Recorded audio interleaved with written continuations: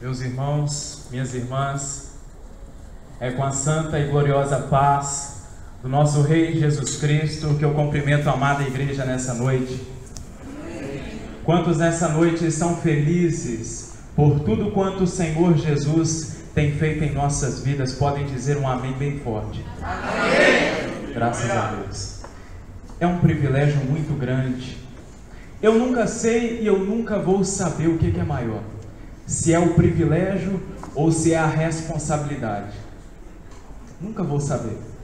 Nunca teria resposta para essa pergunta e para essa dúvida minha. É sempre na mesma proporção, tanto o privilégio como também a responsabilidade. Eu quero agradecer aos pastores, ao irmão Carlos Gustavo que me indicou, ao irmão Ronaldo que entrou em contato comigo e a todos os irmãos que me receberam muito bem, ao irmão Cláudio que fez o transporte. Que Deus abençoe. E eu quero também parabenizar essa igreja e essa mocidade, essa rede de jovens, por este trabalho maravilhoso, por este culto, por esse congresso. Que o Senhor Deus continue a abençoar ricamente. Eu vou logo avisando que eu não me responsabilizo pelos uais que saírem da minha boca, porque eu sou mineiro. Apocalipse no capítulo 2.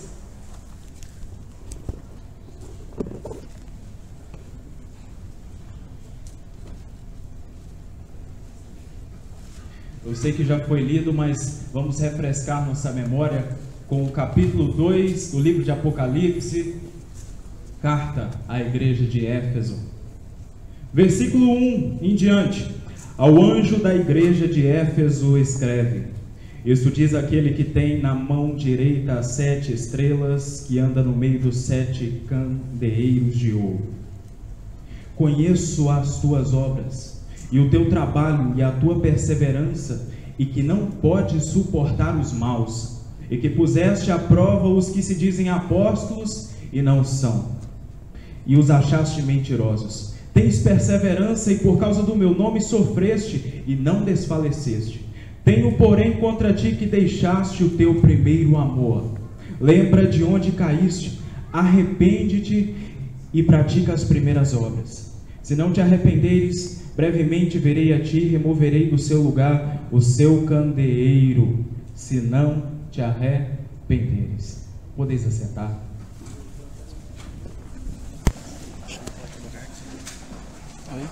Qual a mensagem principal de toda a Bíblia Sagrada? Qual a mensagem principal do Antigo Testamento? Qual a mensagem principal do Novo Testamento? Qual o tema principal da Bíblia Sagrada? Jesus Cristo. No Antigo Testamento nós temos os profetas anunciando: Ele vai vir, Ele vai chegar, ainda mais com o profeta Isaías. Vai vir aí o servo sofredor, o libertador. Ele é Deus conosco, Ele é Deus forte, Ele é maravilhoso conselheiro. Ele vai chegar. Vai vir o Messias, enviado de Deus. Ele vai vir. Agora no Novo Testamento, nós não temos uma seta apontando para um futuro, para um Cristo que vai vir. Nós temos uma seta apontando para um presente. Ele já veio, Ele já chegou, Ele está aqui entre nós. Ele é o Verbo de Deus encarnado e está entre nós. Cristo é o tema principal da mensagem dos profetas. Cristo é o tema principal na boca, na mensagem dos apóstolos, dos discípulos e dos primeiros cristãos. Sou besta nada, vou falar de outra coisa, vou falar sobre Cristo nessa noite. Se Ele é o tema principal na boca dos profetas, para que mudar? Se Ele é o tema principal na boca dos apóstolos, para que mudar? Tudo é sobre Cristo. O capítulo 1 de João nos diz que todas as coisas foram feitas por intermédio dEle, e sem Ele nada do que foi feito se fez. Tudo subsiste nele, tudo existe para Ele, por causa dEle. Aleluia. Lembra dos versículos finais de Romanos no capítulo 11? O apóstolo Paulo, parece que ele canta, não é? Ó profundidade das riquezas, tanto tanto da sabedoria como do conhecimento de Deus. Quem conheceu a mente do Senhor? Ou quem primeiro deu a Ele para que Ele seja retribuído? Quão insondáveis são os seus juízos e quão inescrutáveis são os seus caminhos, porque dele, por Ele e para Ele são todas as coisas. Glória, pois, a Ele eternamente. Amém. Glória a Deus. Não há sentido em existir se não for por causa de Cristo e se não for para Cristo. Eu gostei muito desse painel, acho maravilhoso, ainda mais quando eu vejo a cruz com uma gota bem grande de sangue. Meus queridos, Jesus, Ele não pode ser só a razão da sua vida. Jesus, Ele não pode ser só a motivação da sua vida. Jesus tem que ser a sua própria vida. É por Ele que seu coração bate. É por Ele e para Ele que corre sangue em suas veias. Você existe por causa dEle e para Ele. É tudo sobre Cristo. A Bíblia é sobre Cristo. O Antigo Testamento é sobre Cristo. O Novo é sobre Cristo. Meus irmãos, não há qualquer motivo, não faz sentido alguém viver. É um completo absurdo viver se não for para a glória desse Cristo. Glória a Deus. Aleluia. Salmo capítulo 7, versículo 11 diz que Deus é um justo juiz. Aí está o pontapé inicial para a mensagem do Evangelho. O que tem Deus ser um justo juiz? Isso significa que certa feita Deus criou tudo perfeito, estabeleceu tudo em seu devido lugar. As estrelas Deus disse fiquem ali, aos animais Deus disse se reproduzam, ao mar Deus estabeleceu limites e o mar obedeceu, ao homem Deus disse faça isso, o homem disse não. A única parte da criação de Deus que disse não, o único ser criado que desobedeceu, que caminhou justamente em oposição à vontade do seu Criador. O homem transgrediu a lei de Deus. Ao pecar, transgrediu a lei de Deus. E quem transgride a lei é um criminoso. Toda a humanidade se tornou criminosa. Um crime, uma culpa, um pecado que se estendeu por gerações de gerações. Nascemos em pecado, nascemos corrompidos. O homem diante de um justo juiz, um criminoso diante de um justo juiz. E o que um justo juiz faz com um criminoso? Pune. Senão ele não é justo. Falar que é justo, falar que é um justo juiz, mas não punir o criminoso, esse juiz não é justo. Então, temos a humanidade assentada no banco do réu, a ser julgada por um justo juiz. E o justo juiz, ele pune, porque ele é justo. Porque se ele absolver, ele não é justo. Sabe o que esse Deus faz? Ele pune sim. Ele faz justiça sim. Ele penaliza sim. Só que não você, aquele que estava pendurado ali naquela cruz. Deus providencia um substituto. Deus em seu amor, Deus em sua misericórdia, ao invés de punir você, ao invés de naquela ocasião mesma, Deus simplesmente acabar com tudo, não, Ele dá uma nova chance, Ele dá uma nova oportunidade. Deus, Ele providencia um substituto, alguém para pagar o crime que você fez, alguém para pagar a culpa que eu cometi, alguém para receber a punição que eu merecia receber. Quando João Batista olha para Jesus se aproximando dele, João Batista, inspirado pelo Espírito Santo, logo grita: eis o Cordeiro de Deus que tira o pecado do mundo. Quando João Batista diz: eis o Cordeiro de Deus, as pessoas daquela época, os judeus, eles sabiam muito bem do que João Batista estava falando, porque o cordeiro era um animal usado no sacrifício de Israel para limpar os pecados do povo. Uma vez por ano, anualmente, o sumo sacerdote se aproximava ao Santíssimo Lugar e oferecia como oferta de expiação pelos pecados dele e de todo o povo de Israel um cordeiro a ser morto, a ser imolado, para expiar, para cobrir essa culpa, para cobrir esse pecado, uma vez por ano.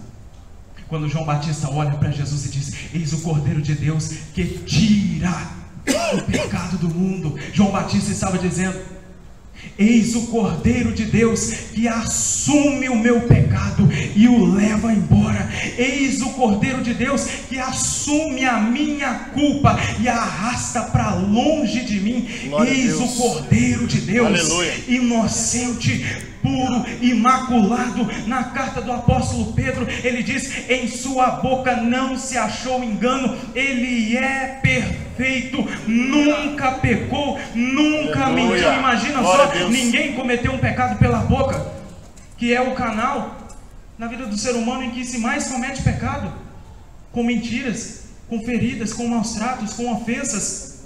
Jesus nunca cometeu um pecado pela boca, completamente perfeito. Ali estava o Cordeiro de Deus, viveu a sua vida perfeitamente, irrepreensivelmente, para apresentar diante de Deus um sacrifício perfeito, por minha causa e por sua causa. Lá estava o Cordeiro de Deus assumindo a minha culpa no Getsemane, suando sangue, experimentando a agonia de passar por aquilo que ele nunca havia imaginado passar enquanto humano: morte. Lá estava o Cordeiro de Deus suando sangue, sofrendo em agonias extremas, assumindo tudo aquilo que a humanidade um dia havia cometido diante de Deus. Jesus, o Cordeiro de Deus, puro, imaculado, perfeito, inocente, morrendo por criminosos. Ah, meu irmão, litros e mais litros de sangue foram derramados naquela cruz, por minha e por sua causa. Não foram os cravos que seguraram Jesus naquela cruz. Jesus, ele curava, ele fazia cego que nunca havia visto na vida ver, ele curava paralíticos, Jesus expulsava demônios, ele fazia coisas extraordinárias que o apóstolo João disse nos últimos versículos do Evangelho de João. Se fôssemos relatar tudo o que Jesus fez em vida, não caberiam em livros nessa terra. Jesus poderia descer daquela cruz, Jesus poderia acabar com tudo aquilo ali. Não foram os cravos que seguraram Jesus naquela cruz, foi o amor dele por você. Glória a Deus. Foi o amor dele por mim. O Cordeiro de Deus fechando seus olhos na morte, para que os meus olhos se abrissem para a vida. O Cordeiro de Deus naquela cruz, tomando as minhas trevas, para que eu pudesse ter luz. O Cordeiro de Deus se enfermando, adoecendo, para que eu pudesse ser curado. O Cordeiro de Deus sofrendo agonias, sofrendo pânico, sofrendo e suando sangue, com um sofrimento que você jamais poderá imaginar, e que o filme de Mel Gibson, A Paixão de Cristo, não pôde mostrar nem 5%. Ele tomou meu sofrimento para que eu pudesse ter alívio. Ele tomou a minha tristeza para que eu pudesse sorrir. Enquanto o Cordeiro de Deus naquela cruz tomava a minha morte, tomava a sua morte, as portas da vida, da verdadeira vida, da vida em abundância que ele prometeu, estavam se abrindo. Glória a Deus. Jesus, ele morre, mas ele ressuscita no domingo. Jesus, ele não viveu para morrer. Muito pelo contrário. Jesus, ele morreu para poder viver. Ele morreu para viver. Esse Jesus ressuscita. Dá ordem aos seus discípulos: fiquem na cidade de Jerusalém até que do alto vocês sejam revestidos de poder. E ainda antes de ir, ele diz: vocês receberão o poder do Espírito Santo que há de vir sobre vós, e ser-me-eis testemunhas, tanto em Jerusalém como em toda a Judeia e Samaria e até os confins da terra. É interessante, meus irmãos, que quando Jesus diz: recebereis poder, no original nós temos uma palavra para poder que quer dizer dunamis, que quer dizer poder que arrebenta, poder explosivo, que explode de dentro para fora, algo extraordinário. Para que receber esse poder? Para que esse revestimento com o Espírito Santo? E ser-me-eis testemunhas. Testemunhas no grego significa mártires, que quer dizer no nosso português mártires. Vocês receberão, discípulos, um poder tão especial, tão sobrenatural, tão acima das capacidades humanas, que se for necessário ir comigo até as últimas consequências, vocês irão. Vocês receberão um poder tão sobrenatural que há de vir sobre vós, e vocês ser-me-ão mártires. Se for necessário levar a sua vida por causa do meu nome até as últimas consequências, vocês vão levar. Se for necessário estar diante da morte por causa do meu nome, vocês não me negarão. Glória a Deus. O propósito de ser cheio com o Espírito Santo é ser testemunha, é ir com Cristo até as últimas consequências. Hoje esse conceito está deturpado. As pessoas submeteram ao Espírito Santo a apenas 2 ou 3 práticas. Há uma falsa concepção por aí de que dizem que ser cheio do Espírito Santo é simplesmente pular, é o que mais grita, é o que dá cotovelada, é o que roda. Se você faz isso, glória a Deus. Mas esse não é o propósito oficial e nem original. Fazer tudo isso não adianta se não for uma testemunha. A igreja testemunha está viva. A igreja testemunha, ela começa e se expande e começa a agregar cada vez mais discípulos, cada vez mais seguidores. Saulo, o perseguidor da igreja, se converte, se torna um dos maiores líderes, se não o maior líder do cristianismo. O cristianismo, os ensinamentos de Jesus se espalham. Só que os ensinamentos de Jesus batiam de frente com a corrupção do gênero humano. Os ensinamentos de Jesus sobre pureza, sobre uma vida íntegra, sobre o reino de Deus, sobre o evangelho, bateu de frente, se chocou com a corrupção do Império Romano. Ser cristão se tornou um crime do Estado, um crime contra o Estado, porque os cristãos não se curvavam diante da estátua do imperador, os cristãos não participavam do culto ao imperador, os cristãos não beijavam as estátuas de Roma, os cristãos não participavam daquele mundanismo terrível, daquelas práticas pagãs e imorais que Roma participava. A igreja separada, a igreja lavada, comprada, que sabia muito bem que tinha a sua identidade. Nós somos assim. Se eles não gostarem, o problema é deles. Nós somos assim. Essa é a nossa identidade. E não vamos mudar porque Roma não gosta, porque outra civilização não gosta. Nós somos assim e vamos ser assim. Glória a Deus. A igreja precisa, meu irmão, a igreja precisa, minha irmã, assumir a sua identidade, a semelhança da igreja primitiva, assumir a sua identidade. Quem é você na escola? Sabe por que a igreja era perseguida em muitas sociedades no exterior, como na África, na Índia? Os irmãos são perseguidos, são mortos, são torturados. Porque a identidade deles é completamente oposta à identidade daqueles que não amam a Jesus. A presença deles incomoda.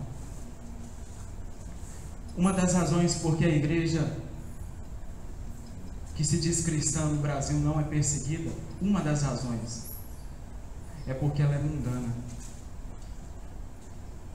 Vai na escola para ver se eu estou mentindo. Tenta distinguir pela conversa quem ama a Deus de quem não ama a Deus.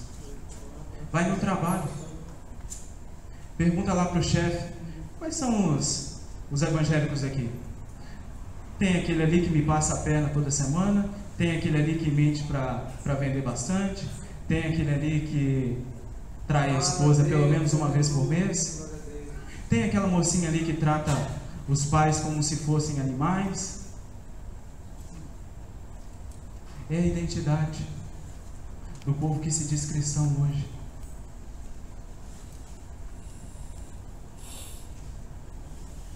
É claro que não vai ser perseguido. Sabia que a perseguição é bíblica? Não estou dizendo de haver no Brasil a mesma coisa que há em outros países. Eu celebro a Deus, eu glorifico a Deus por aqui não haver essa perseguição e sermos livres para proclamar a palavra de Deus onde quer que seja. Ainda. Por enquanto. Mas Jesus disse: se me perseguiram a mim, também perseguirão a vós. João capítulo 15. Uma igreja que é sal da terra, uma igreja que é luz do mundo, ela sofre oposição na escola, ela sofre oposição no trabalho, ela sofre oposição entre os parentes. Por quê? Eles incomodam. Eu não estou me referindo aqui a incomodar no sentido de ser aquele santarrão que só veste desse jeito, que de 10 palavras, 12 é igreja, que não sabe cumprimentar uma pessoa com bom dia, sem falar língua estranha. Vai, tem muito disso aí. Não estou me referindo a isso.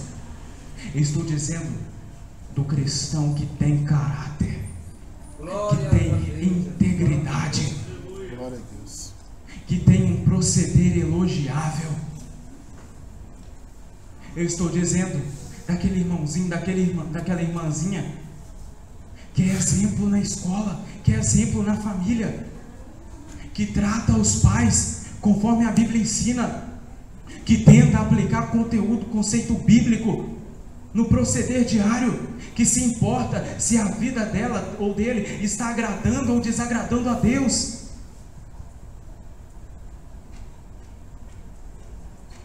Será que a minha presença como igreja incomoda?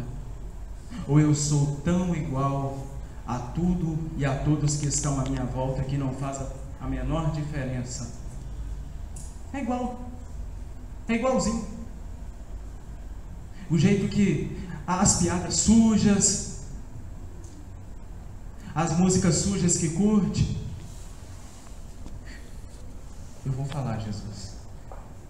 Se eu colocar o seu Facebook nesse data show, a sua linha do tempo, as suas fotos, seu perfil, as coisas que você posta, você vai sair daqui feliz, sorridente, porque Deus é bom, ou vai sair daqui envergonhado?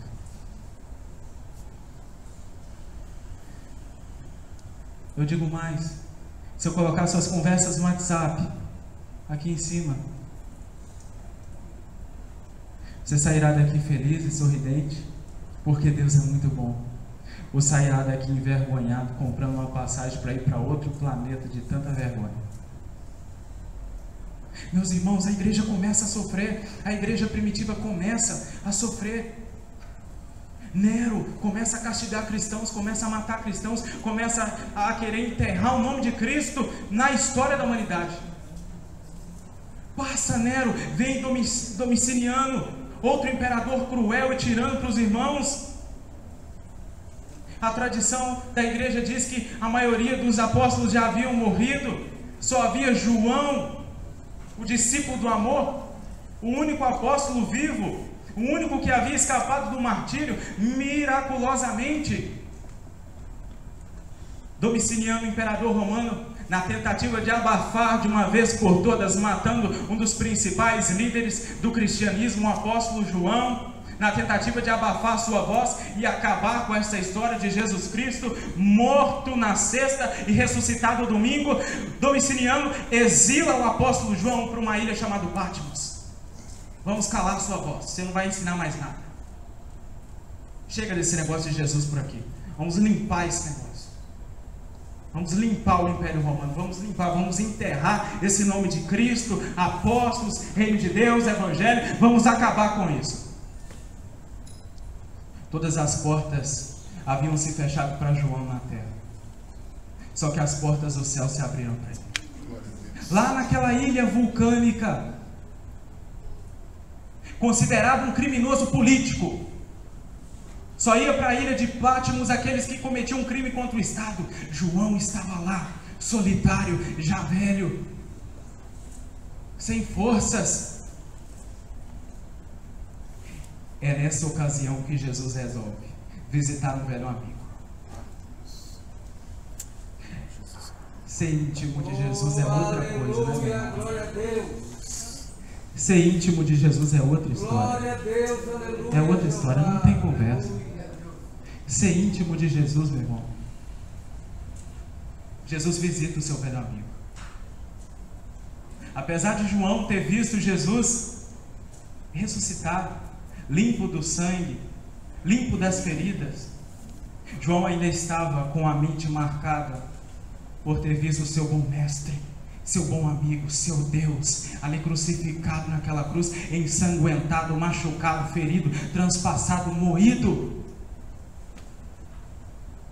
Agora os cabelos de Jesus que estavam ensebados de sangue estão brancos como a lã. Agora os pés de Jesus que estavam encravados naquele madeiro estão como latão reluzente.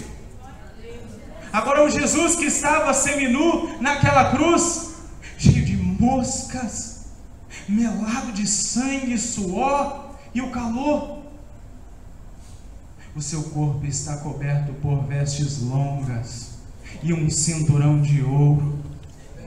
O Jesus que mal conseguia respirar, muito menos falar, agora tinha a voz como o som de muitas águas. Glória a Deus. Cristo vem em toda a sua majestade, em toda a sua glória. Ele se mostra a João. Está vendo, meu irmão, que a mensagem do Apocalipse, tem muita gente que se prende, só se preocupa com besta que vem do mar, com outra que aparece não sei aonde, com se o arrebatamento vai ser antes da tribulação, no meio da tribulação, depois da tribulação. O que significa isso? O que significa aquilo? E Cristo, o tema principal do Apocalipse, como em todos os livros, é Cristo. Glória a Deus. Amém. É Aleluia. Cristo. Aleluia. Desde que os mistérios sejam desvendados, quando finalmente chegar o momento deles serem desvendados. Agora parece que muitos, tão apaixonados pelo conhecimento, preferem coisas diferentes. É uma busca por inovações hoje em dia. Não, o camarada, o pregador, ele tem que pregar sobre a sandália que a mulher samaritana estava usando no momento em que ela foi encontrar com Jesus. O pregador tem que pregar sobre a ponta da barba de Abraão. Se tinha 1 metro, se tinha meio metro. Mas o que é isso? É porque os 7 mergulhos de Naamã, o primeiro significa que o orgulho estava sendo quebrado, o segundo significa que ele estava recebendo humildade, o terceiro mergulho significa que o batismo tem que ser por imersão. Gente, preguemos sobre Cristo, falemos de Cristo, Glória a Deus. cantemos sobre Cristo. Há uma necessidade hoje em dia que Cristo seja o centro de nossos cultos, Cristo seja o centro de nossas pregações, que Cristo seja o centro de nossos louvores, que Cristo seja o centro de toda a nossa vida. Glória a Deus. Louvado seja o nome do Senhor. Glória a Deus. E esse Cristo triunfante e glorioso se manifesta a João. A Bíblia diz que ele anda no meio dos 7 candelabros ou candeeiros de ouro. E ele tem nas suas mãos as 7 estrelas. Temos aí 2 símbolos para a mesma coisa. Esses 7 candeeiros de ouro e essas 7 estrelas significam as 7 igrejas que Jesus vai enviar um recadinho para cada uma delas. E é sobre Éfeso que nós vamos falar. Éfeso, uma das cidades principais do Império Romano, capital da idolatria. Tinha um templo da Diana, da deusa Artêmides, de todo o tamanho na cidade de Éfeso. Idolatria. Havia centenas de prostitutas cultuais que ficavam ali disponíveis para programas no templo da deusa Diana.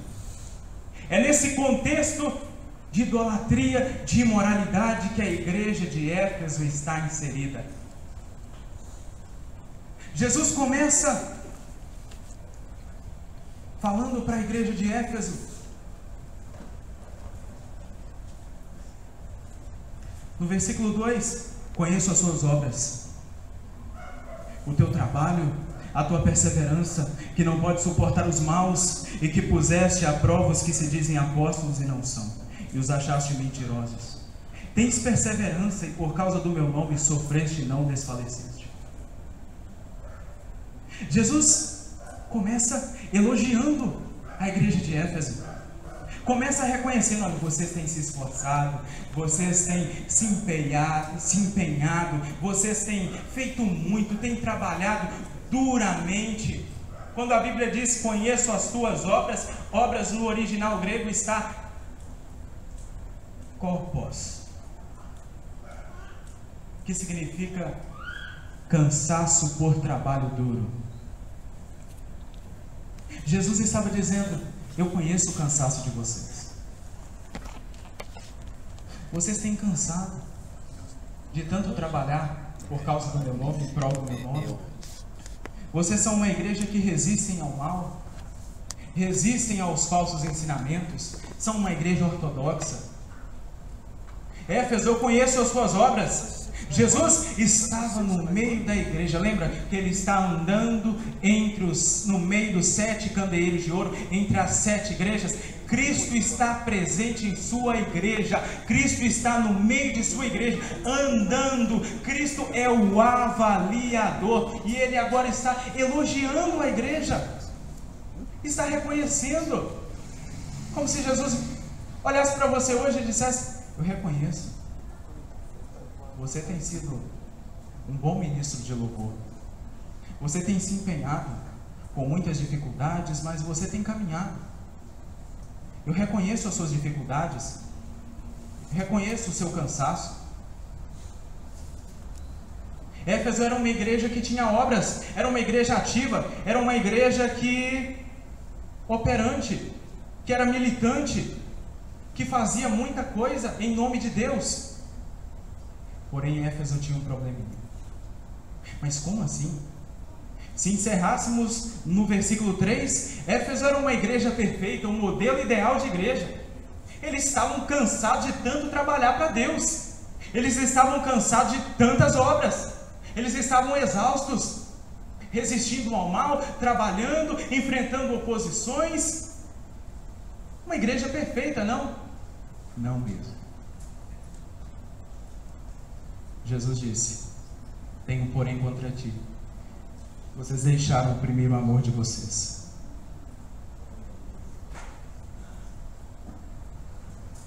Sabe o que tinha acontecido com a igreja de Éfeso? Ativismo religioso confundido com adoração. Os cristãos de Éfeso estavam se gabando: nós trabalhamos, nós fazemos muito em prol do reino de Deus, estamos todo dia na igreja, ensaios, são conferências, são organizações, são programações e tal, nós fazemos muito para Deus. Deus só pode estar contente conosco porque nós somos os que mais trabalhamos para Ele. Mas eles haviam perdido o essencial. Lembra quando Isaías disse, inspirado por Deus ao povo de Israel, no capítulo 23, versículo 19: eis que esse povo se aproxima de mim, diz o Senhor, com a boca e com os lábios me honra, mas o seu coração está longe de mim.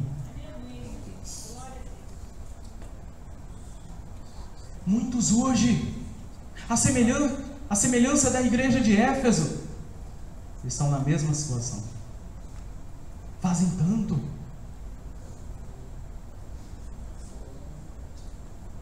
operam tanto, são militantes, são guerreiros, são batalhadores. Jesus reconhece, mas como está o seu coração?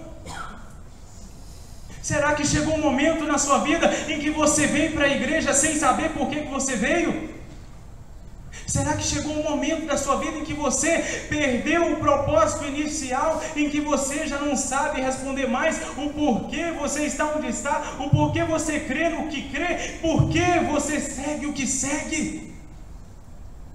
Por que aquele fervor de início já não está mais lá? A chama que outrora ardia já não arde mais, e obras e práticas, ações se tornaram um fim em si mesma e não para a glória de Deus. É bem diferente ser um adorador, ser um cristão, do que ser um ativista religioso.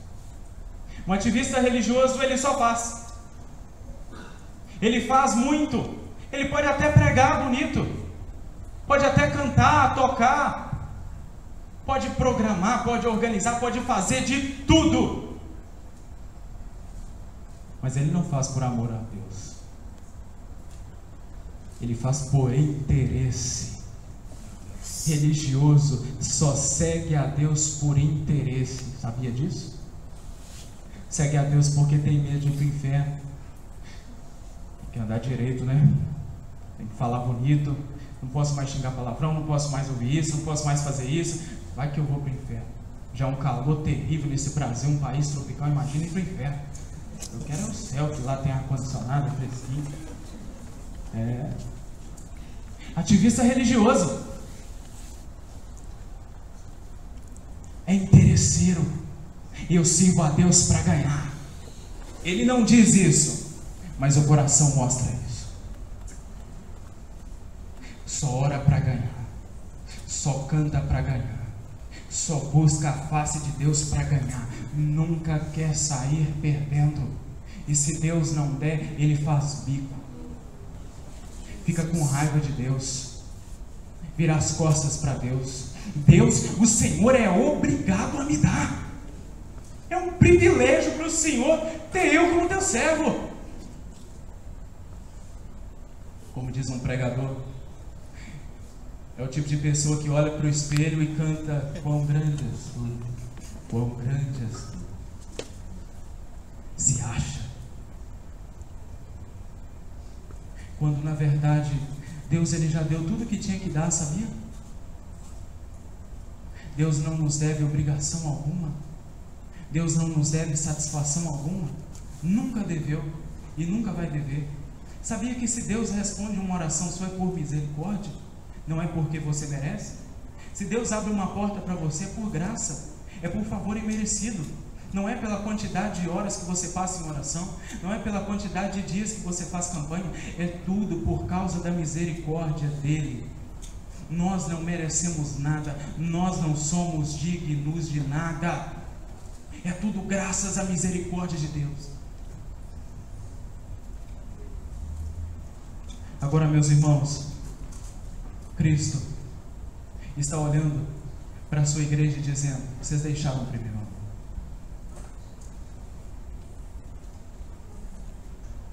Vocês perderam o fervor espiritual. Vocês relaxaram. Vocês estão fazendo muito, mas não param para examinar o coração de vocês. Muitas das vezes, as obras, o ativismo, são uma maneira de esconder o coração vazio. Pessoas que abraçam tudo, que fazem tudo, que se empenham, mas para esconder o vazio que está dentro de si, para esconder que já se perderam no meio do caminho, para esconder que já se desviaram interiormente. Por fora estão lindos, maravilhosos e cheirosos, mas por dentro estão podres, estão apodrecendo, estão precisando de socorro. Jesus, Ele caminha no meio da igreja e sonda os corações. Aquilo que eu não vejo, aquilo que seu pastor não vê, aquilo que o seu líder não vê, aquilo que os seus pais não veem. Jesus sonda, Jesus conhece, Ele conhece você. Ele diz para você hoje: eu reconheço o cansaço que você tem de tanto trabalhar para mim, de tanto trabalhar pelo meu nome, mas você deixou o primeiro amor. Quem sabe essa não é a situação da sua vida hoje? Você deixou o primeiro amor, o entusiasmo inicial, aquele amor por Deus, em que tudo era feito para Ele. Hoje parece que não se cantam mais para Cristo, mas sim para sair bonito. Não há um empenho no ensaio para a glória de Deus, mas sim para sair bonito, para as pessoas elogiarem, para as pessoas dizerem depois que ficou bom. Não é para isso que fomos chamados. Não é para isso que Paulo disse aos Filipenses no capítulo 2, que haja em vós o mesmo sentimento que houve também em Cristo Jesus, que sendo em forma de Deus não teve por usurpação ser igual a Deus, mas antes humilhou-se a si mesmo, tomando a forma de servo, fazendo-se semelhante aos homens, e achado em forma de homem, humilhou-se a si mesmo, sendo obediente até a morte e morte de cruz. Glória a Deus. Isso constrange o seu coração? Isso te dá gasolina para continuar servindo a Deus? Todas as vezes que você se lembra da cruz, se lembra de Cristo, uma paixão incandescente no seu peito arde, que você lembra do nome daquele que morreu por você na sexta, ressuscitou no domingo, tudo por sua causa, e prometeu voltar por sua causa, por amor, daquele que aguentou tudo por amor. Meu irmão, se quando você ouve de Cristo, se Cristo não te atrai mais, um dos sintomas de que o primeiro amor foi abandonado é que Cristo passou a ser entediante e o pecado passou a ser mais atrativo.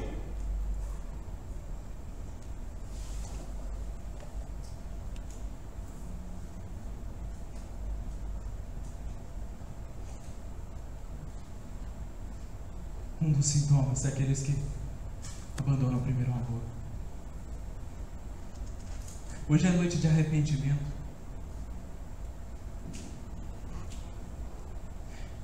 Hoje é noite de salvação. De salvação.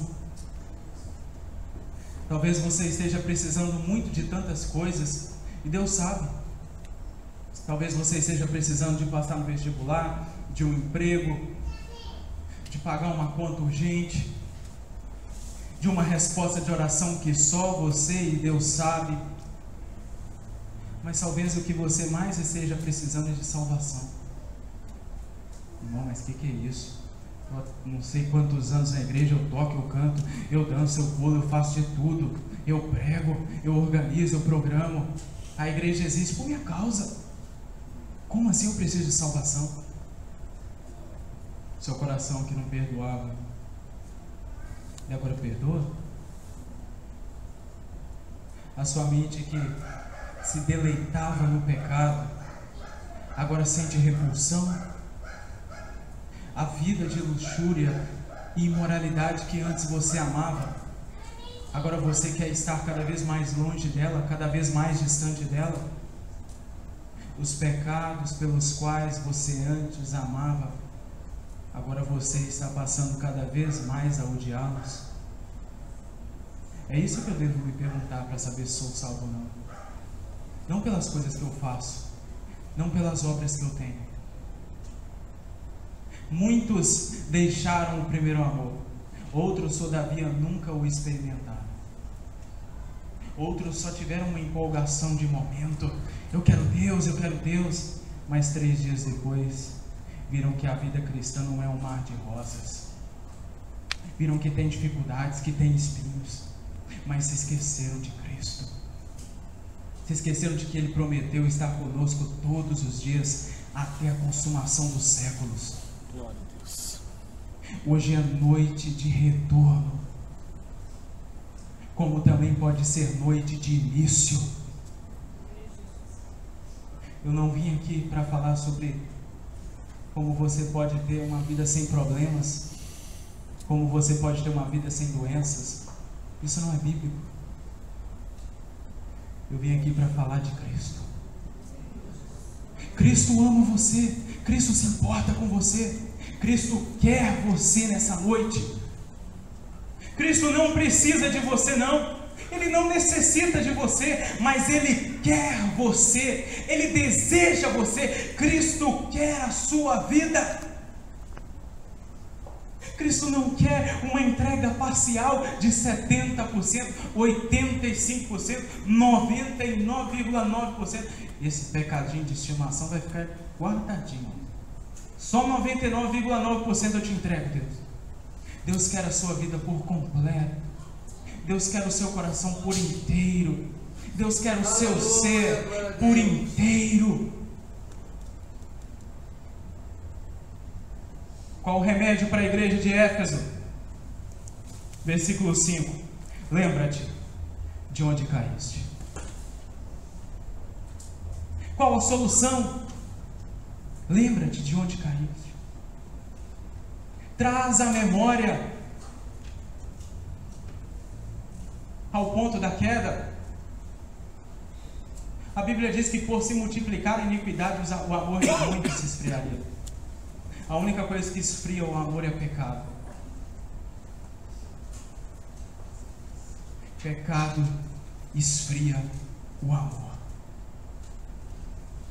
Se houve um esfriamento, é porque o pecado ganhou espaço, é porque o pecado ganhou proeminência, ganhou espaços que antes não tinha, é porque a porta para o pecado entrar foi aberta. Além de se lembrar de onde caíste, Jesus ainda diz: arrepende-te.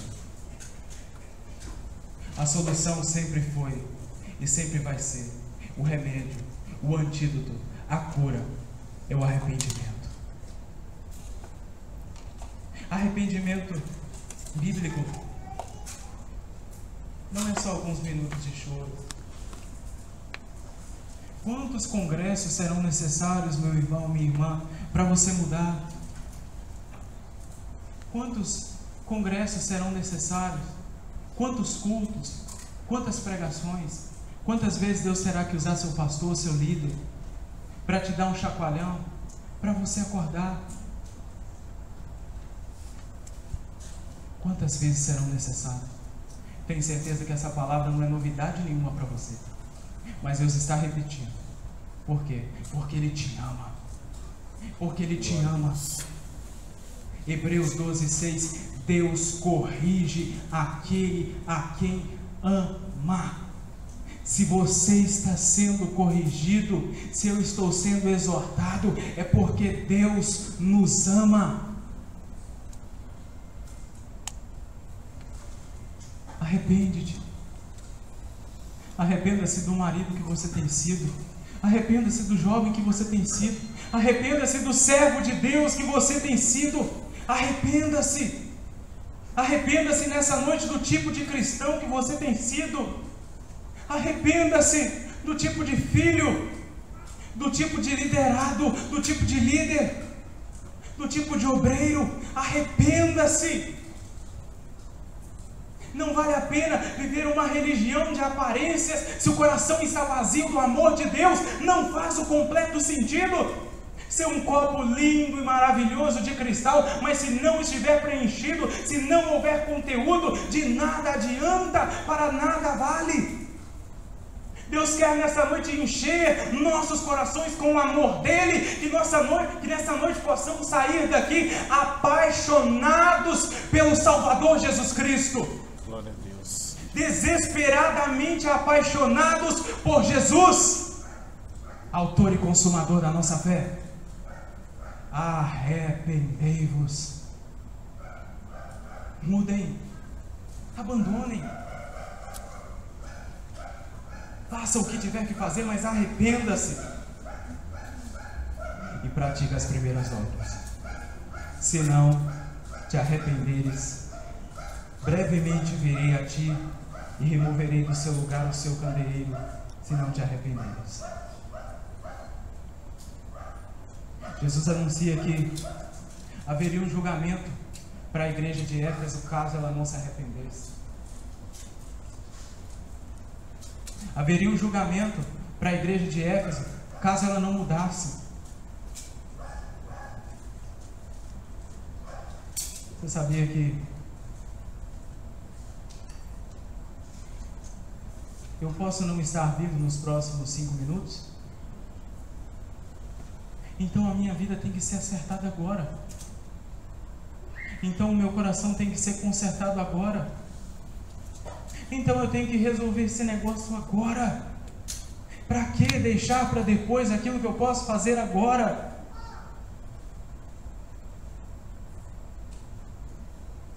Arrependa-se. Confesse seus pecados a Deus, um a um, e clame por arrependimento sincero no seu coração. Clame pelo sangue, clame pelo perdão. Jesus, Ele oferece perdão. Jesus, Ele oferece graça. Ele é o Deus da segunda oportunidade. Ele é o Deus da nova chance. Ele é o Deus da nova oportunidade. Ele é o Deus que apresenta misericórdia, que oferece graça, que oferece amor a todos aqueles que se aproximam diante dEle com o coração quebrantado, querendo perdão, querendo mudança, querendo ser diferente. Você diz: eu sou um cristão carnal, eu sou um servo mau, eu sou um marido ruim, eu sou uma esposa péssima aos olhos de Deus, eu sou um péssimo servo de Deus, mas eu quero mudar. Eu queria te convidar a colocar-se de pé nessa noite.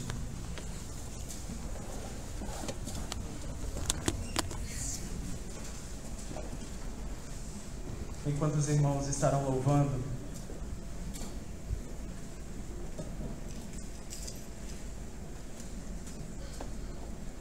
você curve sua cabeça e fale com Deus.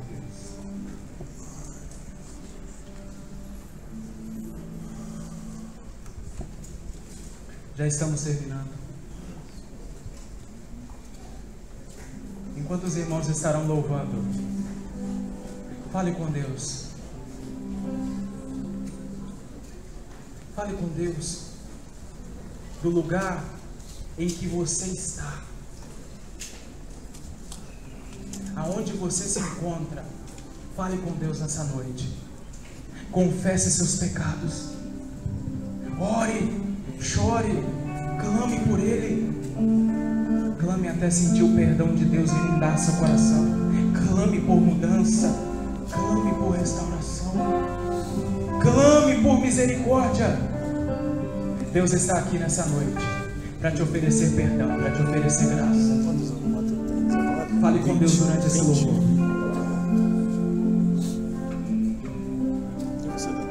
Oi? Você? 22. Não, Senhor. Oi? Não, Senhor. Bem velhão, bem velhão. Encontrar-me contigo, Senhor.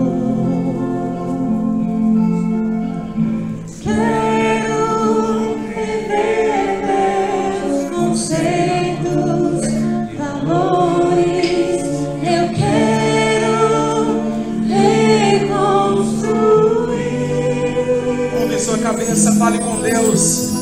Vou